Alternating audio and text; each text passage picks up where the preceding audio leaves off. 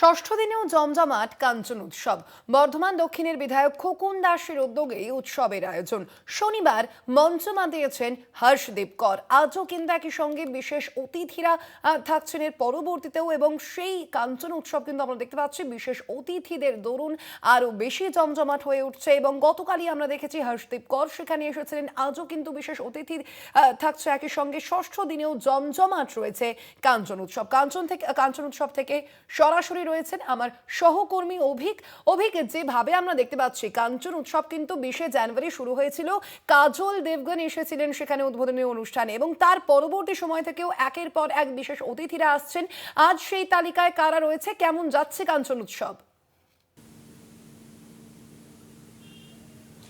একদম স্বর্ণালী, তুমি যেমনটা বলছিলে যে কাজল দেবগান তাকে দিয়ে শুরু হয়েছিল এবছরের কাঞ্চন উৎসব, এবং তারপর প্রত্যেক দিনই বিশেষ চমক থাকছে। বিশিষ্ট নামি দামি মুম্বাইয়ের বলিউডের শিল্পীরা, সঙ্গীত শিল্পীরা তারা আসছেন, মঞ্চ মাতাচ্ছেন, এবং আগামী 28 তারিখ পর্যন্ত এই আনন্দ উৎসব কিন্তু বজায় থাকবে বর্ধমানের এই কাঞ্চন উৎসবে।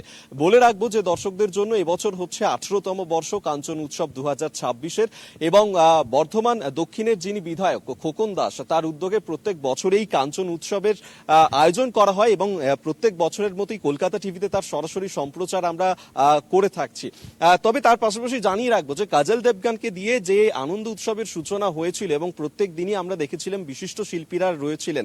আজকেও যে মঞ্চে এই মুহূর্তে আমি দাঁড়িয়ে রয়েছি, কাঞ্চন উৎসবের মঞ্চে এই মুহূর্তে সরাসরি আমি দাঁড়িয়ে রয়েছি, এবং সেই মঞ্চেই প্রত্যেক দিন আসছেন বিশিষ্ট শিল্পীরা, তারাই মঞ্চ মাতিয়ে দিচ্ছেন, এবং দর্শকরা যারা থাকছেন লক্ষ লক্ষ মানুষজন তারা আসছেন এই মঞ্চে শিল্পীদের অনুষ্ঠান দেখার জন্য। এবং আজকের এই অনুষ্ঠানের মঞ্চে যিনি আসবেন তিনি হচ্ছেন শত্রুঘ্ন যাদব ওরফে খেসারি লাল যাদব এবং সুরভি শর্মা। এই দুজন তারা আজকে বিশিষ্ট শিল্পী হিসেবে উপস্থিত থাকবেন এই কাঞ্চন উৎসবের মঞ্চে।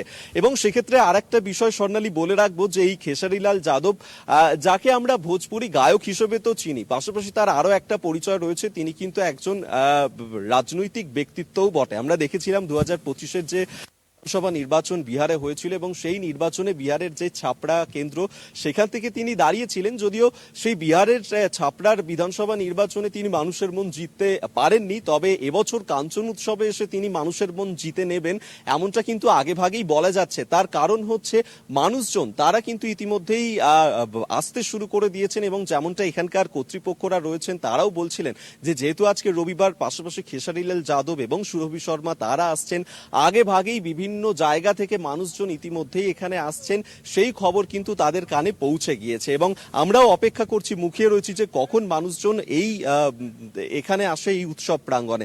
তার পাশাপাশি এইখানে যে বিভিন্ন ব্যবস্থাপনা করা রয়েছে, আমি আমার ক্যামেরা পার্সন মানুষদা তাকেও বলবো একটু দেখানোর যদি সম্ভব হয়। এখানে যে ব্যবস্থাপনা রয়েছে এই মেলা প্রাঙ্গণে, একাধিক স্টল প্রত্যেক বছরের মতোই এখানে করা হয়েছে। বেশ কিছু চমক থাকছে এই স্টলে, বিভিন্ন হস্তশিল্পী থেকে শুরু করে বিভিন্ন একাধিক স্টল রয়েছে, এবং নিরাপত্তার জন্য বিভিন্ন জোন করে দেওয়া হয়েছে। মহিলাদের জন্য আলাদা জোন, পুরুষদের জন্য আলাদা জোন করা হচ্ছে। পুলিশি নিরাপত্তা ব্যবস্থাও এখানে জোরদার রয়েছে, এবং পাশাপাশি এখানে আরো একটা বিশেষ আকর্ষণ যেটা আজকে রবিবার থাকছে, যে এখানে মায়ের যে ভোগ, অর্থাৎ কঙ্কালেশ্বরী কালী মন্দির প্রাঙ্গণে আজকে দুপুরবেলায় মায়ের ভোগ, সেখানে পোলাও দেয়া হবে, এবং আমরা জানি যে 10 টাকার বিনিময়ে এখানে প্রত্যেক দিনই খাবার খাওয়ানো হয়। তার পাশাপাশি বলে রাখবো যে কাঞ্চন উৎসবে আজ বিকাল থেকেই, প্রত্যেক দিন বিকেলেই যে অনুষ্ঠান শুরু হচ্ছে, আজ বিকেল থেকেও সেই অনুষ্ঠান শুরু হবে। আজ বিকেল 3টের সময় 10 থেকে 16 বছরের মধ্যে যাদের বয়স তাদের জন্য রয়েছে রবীন্দ্রসঙ্গীতের কম্পিটিশন। তার পাশাপাশি তারপর 16 বছরের ঊর্ধ্বে যারা রয়েছে তাদের জন্য এখানে কুইজ কম্পিটিশন রয়েছেন, এবং যারা স্থানীয় মহিলারা রয়েছেন মহিলাদের কথা মাথায় রেখেও এখানে একাধিক অনুষ্ঠানের আয়োজন করা হচ্ছে। মহিলাদের জন্য বেশ কিছু প্রতিযোগিতা থাকছে। তবে কাঞ্চন উৎসব কর্তৃপক্ষের তরফ থেকে তো এই আয়োজন রাখা হচ্ছে এখানকার মানুষজনের জন্য। কলকাতা টিভির তরফ থেকেও কিন্তু এখানকার মানুষজন, তাদের জন্য বেশ কিছু চমক থাকছে। প্রত্যেক দিন সন্ধ্যা 7টার সময় আমরা হাজির হচ্ছি আমাদের যে কলকাতা টিভি স্টল রয়েছে কাঞ্চন উৎসবে, এবং সেই স্টল থেকে একাধিক প্রশ্ন উত্তর পর্ব চলছে। মানুষজন সেখানে তাদের যে উৎসাহ উন্মাদনা কলকাতা টিভি স্টলকে কেন্দ্র করে সেটাও তারা প্রকাশ করছেন, এবং প্রত্যেক দিন আমরা দেখাচ্ছি যে সেখানেও কিন্তু শয়ে শয়ে মানুষজন তারা আসছেন এই কলকাতা টিভি স্টলে হাজির হচ্ছেন, আমাদের যে কুইজ কম্পিটিশন রয়েছে সেখানে তারা অংশ নিচ্ছেন। তবে আজকের যে বিশেষ চমকের কথা তোমায় বলছিলাম যে খেসারিলাল যাদব এবং সুরভি শর্মা কোনো রাজনৈতিক ব্যক্তিত্বের আর ছোঁয়া কিন্তু আজকের এই মঞ্চে সেখানে পড়বে না।